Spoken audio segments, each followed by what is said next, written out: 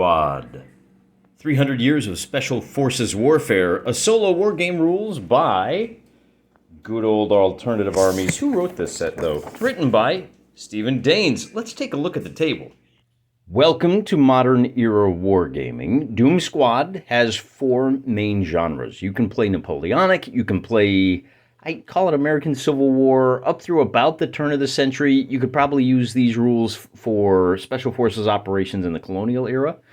There is a third era, which is basically World War I, World War II, up through, pretty much up through the modern. We're going to be doing the modern, as I said. I have spent 20 points. We're going to look at the special forces, and we'll look at how I spent my points. It's actually 19. For every figure you've got on the table, and I've got a squad of 4 and a sniper team of 2, this counts as 2 figures. So I have 1, 2, 3, 4, 5, 6 objective markers. These are our target markers. And I just put the round markers down to show you where they're located. Our boys have to go snoop and scoot. They're going to go in and take a peek at these cars. It's mostly cars. This is toxic waste, maybe. Check out the construction era, and then do a little dumpster diving. See if there's any trash pandas in there. If they can flip over all 6 of these and then get out, they're going to be just fine. The question is, where do they come on the board? It's going to be down here, one, or maybe right here in the center, crossing the road, or maybe down here in the bottom right. So pretty good mix. Going to force them to go wherever we want. But let's take a look at those guys before we roll to find out where they come on. And when I roll the d6, it'll either be 2, 4, and then 6 down here. This is a solo war game. I've got 2 units, and it'll be a bit of a fumble through. Haven't quite played it all the way through, and whenever you're trying to learn one of these games, particularly one with a robust AI or opposition force as this one, probably going to be a few stumbles. Don't use this as a learning tool, except to maybe confirm that what you're doing is as wrong as what I'm doing. So what we have here are 2 units that are going to operate as 2 units. The guys over here on the left are a regular squad, and this is a sniper squad. You can see he's got the spotter in there. Probably, we're proxying the SWAT team here. Should probably have a separate second figure somewhere floating around, but I can't be bothered at this point. I think it'll be fine. We have a 2-point leader. Each of these guys costs 1 point in the squad. The leader costs 2 points. And then see this guy here with the binoculars? He's the scout. He's got some special abilities. And then we've got 2 troopers over here. They all are all armed with advanced optics. So they're going to be, there's rules for whether you're operating at nighttime or daytime. I'm not sure what it is just yet. But the big thing is the scout allows, when he's on point, and we'll talk about what that means in a little bit, the squad moves an extra inch. The scout does not need to take an extra action to spot target markers. All kinds of freebies. For this particular scenario, the scout may be a little OP, but like I said, it's the first time I've done this. Your leader, I bought a couple of special, each leader gets a special ability. You can roll for it. I just chose an easy one. He ignores his first wound. Because he's a leader, if he is on point, you can change the formation that your guys are walking in. That is going to be pretty big. They're all armed with assault rifles. They have a 20-inch range. They roll 2 dice when they attack per dude. And then our sniper team, so that's 2, 4, 5, 6 points. Our sniper team costs a total of 12 points. Because I got 2 guys. Wait a minute. Oh, I think I'm playing a smaller scenario here. That's what it is. I cut the table down in size. Our sniper team is worth 7 points. I'm only running 13 points worth of guys instead of the full 20. If I wanted to buy another unit of 6, I have the points for that, but to keep it simple and learn the game, we're just going to start off light. The sniper team has a sniper rifle. Up to short range is 20 inches. He gets a +2 to hit. Everybody he shoots at is considered in the open, but he only rolls 1 die. And then because he is an expert at hiding and taking up defensive positions, this game is basically a roll to hit, roll to save. He gets a +1 on that roll to save. He also bought the upgrade for 50 caliber. He is going to be at +1 to hit vehicles. And when he shoots at infantry, he has the special ability Impact. I'm not sure what that means. I want to roll a d6 because I've done enough talking. So they're going to start with a result of a 5 in the bottom right-hand corner. Before we do that, I need to drop some target markers. I've shuffled up each of these stacks. These are all of the potential, and you're just going to have to trust me. I'm going to roll to pick a stack, and then we'll cut it just so that I get 6 fresh target markers, and I'm going to roll 2, 4, 6, 8. With the result of a 3, we're going to take this stack, and we're going to cut it. You don't want to see what is on the underbelly, So we'll cut it to there, and now I have 6. And since I don't know what these are, I'm just going to randomly allocate them to each of our objective markers, and I'll tidy them up a little bit later. But just so you, for those of you that haven't watched the video, oh, there's an enemy RPG. When you flip these over, this will trigger the opposition force. Oh, there is an enemy unit. There is an enemy strength. I don't know what that means. I'll have to look it up. Enemy RPG. So that's when you start dropping figures on the table. One last little bit of logistics. There are 2 spawn points on the table, 1 for each of our units, 1 and 2. When any firing happens within 24 centimeters, we are going to use centimeters, half size, makes for a bigger table. At the end of any turn in which firing happens in this area, we're going to test to see if any additional units, enemy units that is, spawn there. You can see I kind of cleaned up the counters. We're going to be starting down here in this corner. Let's take a look at what we're doing with these old boys. Our infiltration point is defined by these jersey barriers and the fences. Our teams are going to start, we're going to send our snipers off to the left. We're going to send our squad up the right. Yeah, they're not mutually supporting yet, but we want to reveal as many markers as we can right off the bat.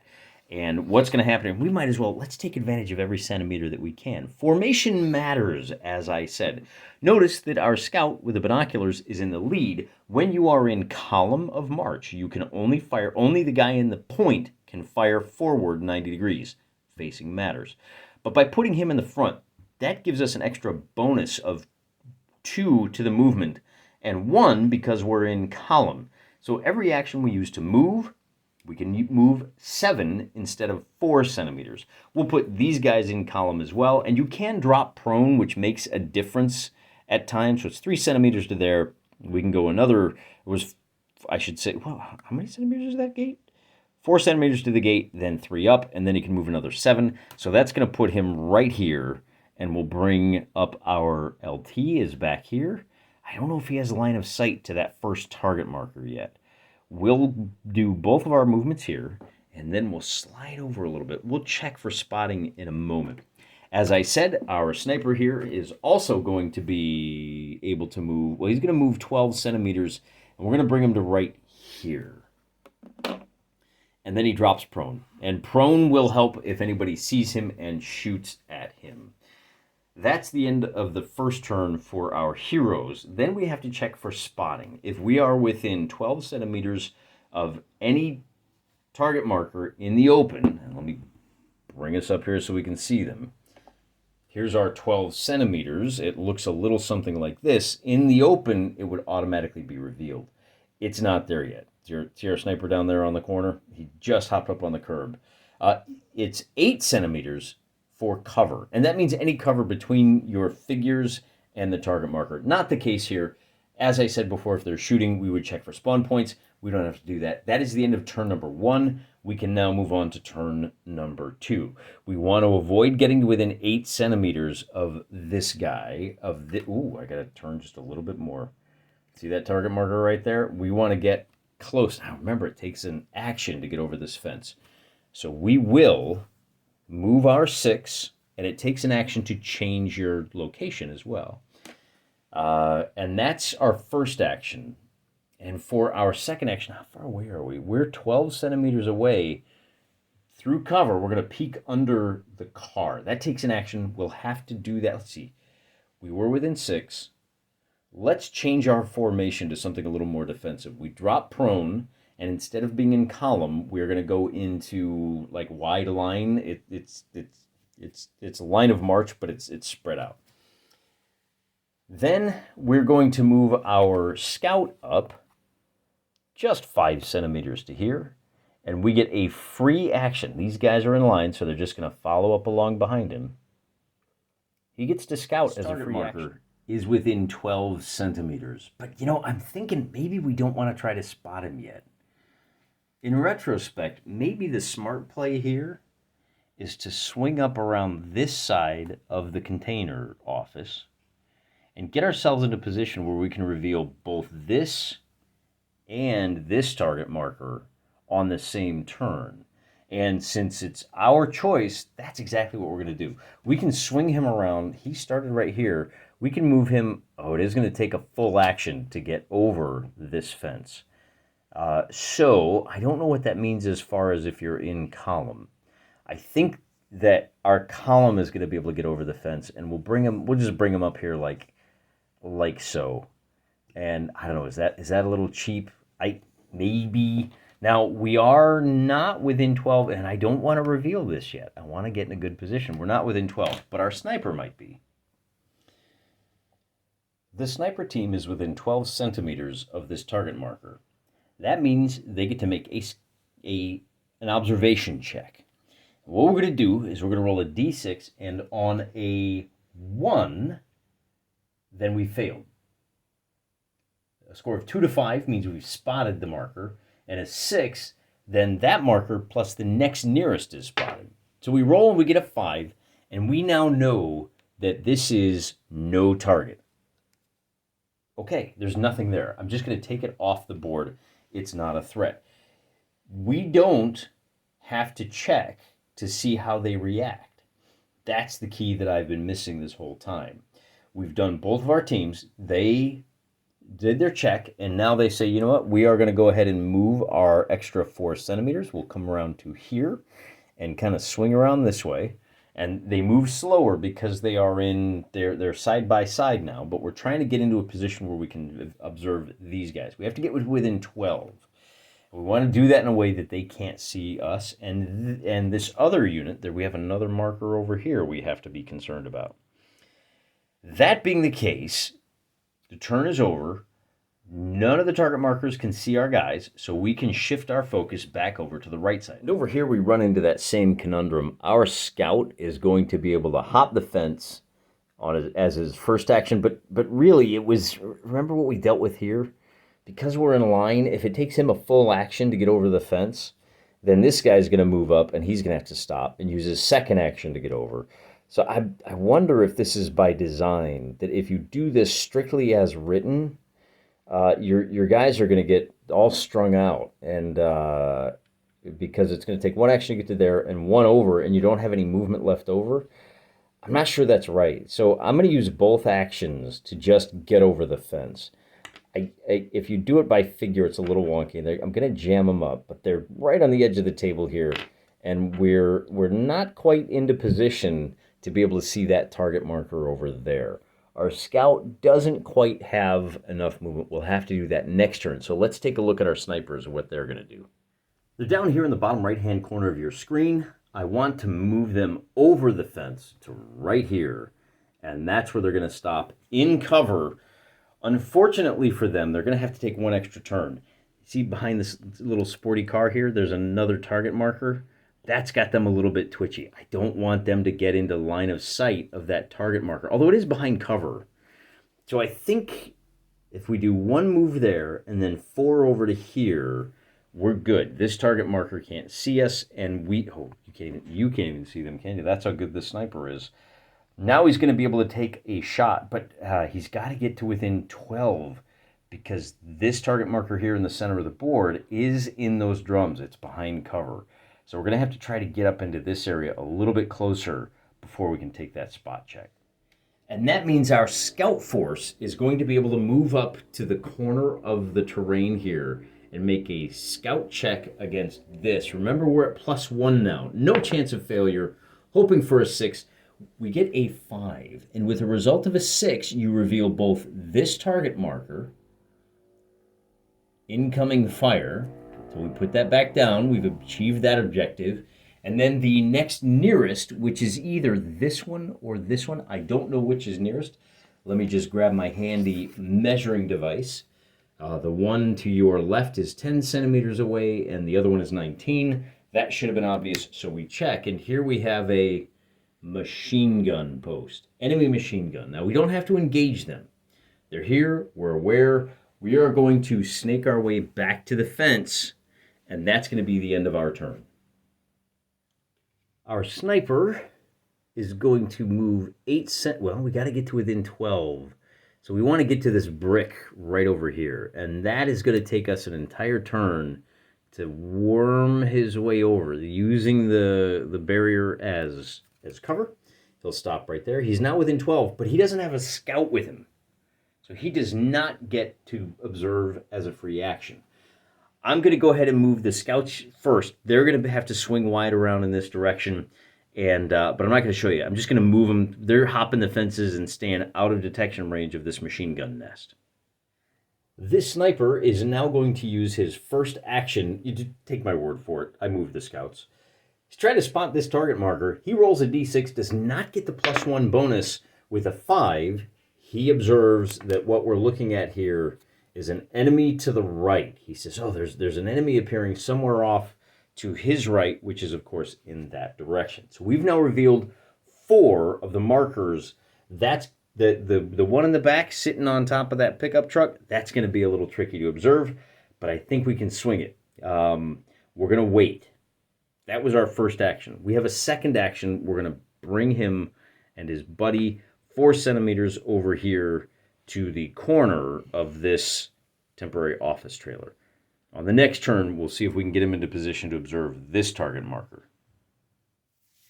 The scouts have now hopped over the fence. They're coming around because we just need to catch these last 2 objective markers.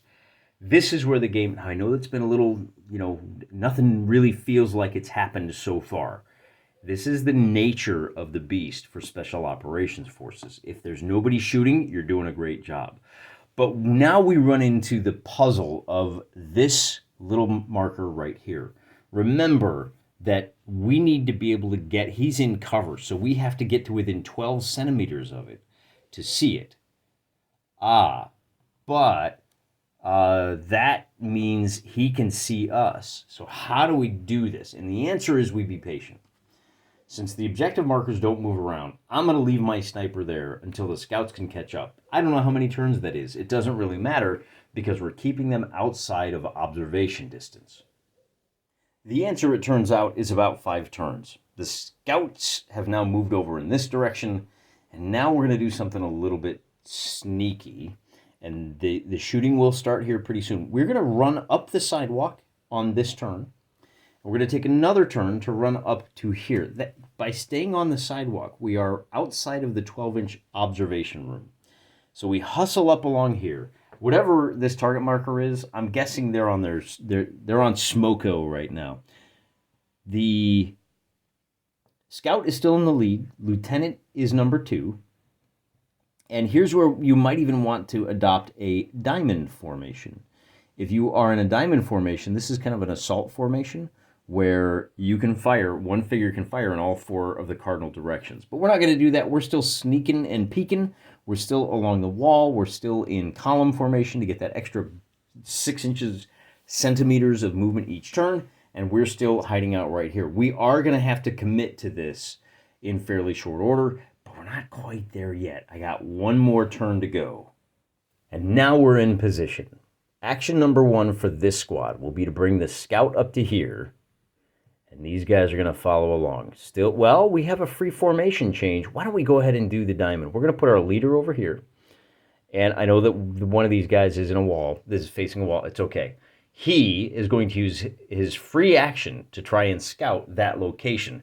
Remember, we're successful on anything, but if we roll a 5 or a 6, hey, it doesn't matter. All right, so we now know what this is. This is an enemy unit, which we'll have to figure out what that means here in a little bit. But because we're clever, they have not appeared on the table yet. Nobody has fired, but they're about to, because the only way to observe this figure right here is to get close enough to be able to see it. And that's when we're going to wind up starting to really do some checks. The question is, we have a second action for these guys. So why don't we go ahead, since that was a free action, let's bring them back to here. And we already used our free formation change. So LT is facing this way. We got one guy looking into this courtyard, making sure nobody's getting tricksy over there. And we are outside of the 12 centimeters, but our sniper, he's going to have to, you know what, it occurs to me, we're going to wait 1 more turn. I like my sniper being there, being able to fire at this guy. as these guys come back. So we'll send these guys on the next turn to, once we get to within 8 centimeters, he's going to be revealed. So I guess that's going to be right there we'll use our formation change, right? Hey, everybody, form line. We want to go full assault. And we'll put him something like this. Our leader is now on point because we're going to automatically reveal this guy. So we'll bring him up to here. All 4 of our boys can fire. I guess we smelled, our guys are so good. They smelled the cigarette smoke from these guys. They know they're there. They're just not sure what it is. And our scout is going to, okay, so let me just be clear about what we're doing here. We are making our attempt. They're within cover, so we've stopped at about 12 centimeters so we can make our observation check. We get the +1 because he's a scout. Man, that is a crazy superpower, isn't it? And with a 4, this is revealed. There's no target there. Oh, we did good. I promise you. You guys saw me cut the deck. I don't know what's what. That means we can just move off the table, and we don't have to worry about anything. So this game, oddly enough, the game that we had went so smoothly. I'm going to cheat a little bit to see what would have really happened. And what if instead we had Gathering Threat? We've scouted that out. Oh, but it's still not revealed, is it? So because we're hanging back and we move over this way, they're not going to be revealed. Is that right? No, you know what it is? Oh, I know what it is. Because I was in the open, I got to within 12. They could see me. I could see them. If there was an enemy unit there, when I got to that point, let's take a look-see. Oh, it's an enemy RPG. Let's drop that down and see what would happen, and we can play around. The big thing is I want to see what happens with the shoot 'em up. Okay? The enemy RPG immediately appears, and we have to make a check to see what that enemy RPG unit will do. And just again, for the record, I've already won this scenario. I peeped everybody. There was no target here. We're just making sure that we understand how the game is played. When you reveal a marker, you roll, and you roll immediately. And I roll a d6 to find out what his reaction is. I roll a 2, and if I have 2 to 5 figures, they fire. 1 suppressed figure is rallied. If the unit is out of range, if the unit withdrew, it will halt.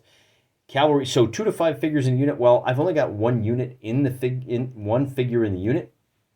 So the RPG is going to fire at my squad immediately upon seeing them. So they saw him. This gets flipped over. He saw them. Actually, come to think of it, we could open fire on him, or we could move out of the way. But I think that would be kind of cheap. Oh, I'll move to within 8, and then I'll move back out of 8 before he gets a chance to spot. So be that as it may, let's just run through a quick combat. We've checked our enemy reaction. He has an RPG that has a range of 16 centimeters. Short range is 8. If you're firing at somebody within short range, you're at +1 to hit. Our sniper, when he fires at this guy, if he gets a chance, he will get to do that. Now, the RPG also has a special ability. It is at +2 to hit. All of the enemies, you're just going to roll a d6 normally. Our assault rifles roll 2d6 when they attack, but the RPG only rolls 1. Now, if he rolls a 5 or a 6, he will suppress one of our figures. The game continues. If he rolls a 7 or better, which can happen, then one of our figures dies and we lose. We don't want shooting to happen unless we're ready for that. So the way this works, we're going to roll the hit, we're going to add 2 to the score, and that's how you get more than a 7. So we get an 8 in this instance, and he's going to hit the nearest figure. Then we make a defense check. And because we're in the open, it's going to be way harder. This is where cover comes in handy. And here's what that little table looks like. So if you're suppressed and you're in the open, you only save and are not suppressed on a 5 up. But we got a kill result. So I have to roll a 5 or a better to save this. Oh, I did. If the score shown is achieved, the hit is ignored. And we're done. If we had killed our leader, the RPG has a burst radius. We'd get to make another attack roll. And with a 5, we would suppress somebody else. But as I said, with the situation as it stands, our leader is dead. We don't have any Oh no, he survived, right? So we now have an opportunity to return fire, and we've only used one of our actions. So we can use our second action to move away, and maybe the smart play is to fall prone so that we can shoot at this guy. Or, and we got to finish this squad first before we do anything with our leader. So let's just go ahead and just blast away. In our scenario, we have a total of 8 figures that can fire, and they're all hitting on 4s. All hitting on 4s, and they can't take any aim. So we get a total of 3 hits, but that's only 6 dice. I'm going to roll 2 more, and I'll roll the white ones to keep it obvious. So we get a total of 5 hits, and those are all just suppressing hits. Now, the way suppression works, he's in cover, remember. So because he's behind hard cover, he saves on a 4 or better, and he saves all but one of those, so he's suppressed. He cannot fire until he takes a full turn to remove that suppression marker. That may be enough for us to get out of the way. Alternatively, if we had scored 2 suppressions, that second suppression, so he failed, there we go, he failed twice now. You add suppression markers, so maybe looking at this unit is better. Suppress, suppress, suppress, suppress. One more suppression marker turns into a casualty. And that's the way suppression works. So it ties him down. If we were to continue the game, and again, we have our sniper down here. He can fire a d6. He's at +2. He gets a 6. Oh, with an aim shot, he gets a 7. So that's a kill result. Well, we're at a 3-up save. Oh, he failed, so this enemy goes down. But now we've opened fire. Do you remember what that target marker was? If we're within 24 centimeters, which we are, we're only 19, because gunfire erupted, that marker has a chance of being revealed.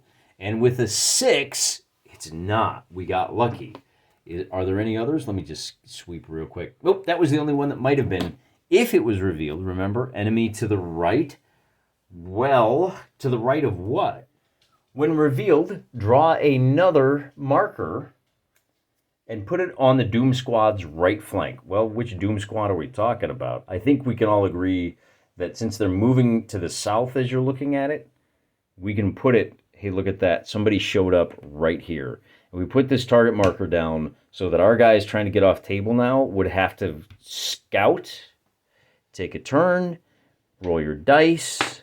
And I think now that we've done our fumble through, we can play through another one of these pretty darn quickly. With a 3, we reveal that this is enemy infiltrators. 1 to 4 figures, and this is fun. On a 4, 5, or a 6, it's 4 figures. So we get a 5, meaning 4 figures will appear 10 inches away. Now, it actually says within 10 of a randomly determined team. 1, 2, 3, 4, 5, 6. So 10 inches away from these guys. What direction? I don't know. Maybe a random die check would be appropriate for that. And in fact, we can pull a d10, and wouldn't you know it, 9 inches, well, it would be 9 inches in that direction. I guess they appear, I would probably drop them right here. They'd come boiling out of this vehicle going, hey, how come we didn't see you guys shooting? That's not what's happened, though. Next, I think I'm going to keep the same terrain setup, and now that we've done our full fumble through, we're a little smoother at this. We can do another battle and maybe put these down in a little tougher area, keep them a little bound up a little bit tighter, force our guys to work through. But I think you can see that, as with most special mission forces, this is going to go really smoothly until it doesn't, and then it's going to get really hairy. So an interesting game, little hard to noodle through all of the rules. A lot of the stuff, you got to read like 1 or 2 missing words somewhere, can completely throw you off, and they're not repeated, so you got to go hunting from time to time. But an interesting little solo exercise, I think you'll find. I know this was a long one. I don't think the game normally takes this long. That's all I got for you today. Till next time, I'm praying for you.